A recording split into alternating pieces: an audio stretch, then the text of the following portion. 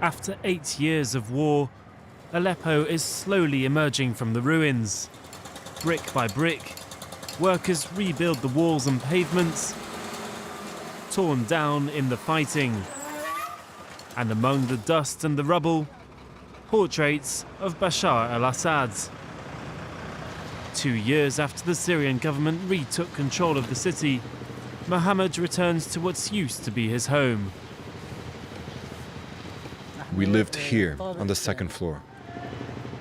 He fled Aleppo in 2013 after narrowly surviving an air raid. One evening we heard mortars falling around us, and all of a sudden the whole neighborhood was up in flames. We didn't know where they were coming from and who was attacking who. And then all of a sudden the building collapsed. I was trapped, but they pulled me out of the rubble. All the other people in the building were killed. I had a 13-year-old son. He died. And my wife, she died too. According to his neighbor, rebel leaders had moved into the building and were being targeted by the government. They hit the building because there was an outlaw living on the first floor. I don't want to know who won the war, and I couldn't care less. I'm mourning my family, and that's all there is. He says he can't afford to rebuild his home, nor does he have the energy. Several years passed before he could face his fears and return to Aleppo. Only 2 years ago, this area was at the heart of the battlefields. The city's bazaar is slowly coming back to life. Once the largest indoor market in the world, a couple of stalls have reopened for business. If you like it, I'll give you a good price. This Syrian customer lives in Turkey. I really want to spend money here because this money will help. We really need to clean it and forget it. We need to sleep as if we were sleeping and then we wake up again. Abu Amar's family used to have over 30 stalls. They've all been destroyed, but he began rebuilding them a few months ago. This is the state my shop was in. Completely wrecked. We looked for stones that were still in good shape to try and rebuild the shop, just as it was before. But rebuilding Aleppo will be a difficult task.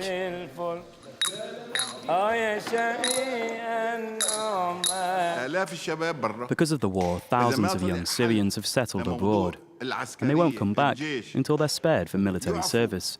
But they're the ones who must rebuild the country, not us at our age.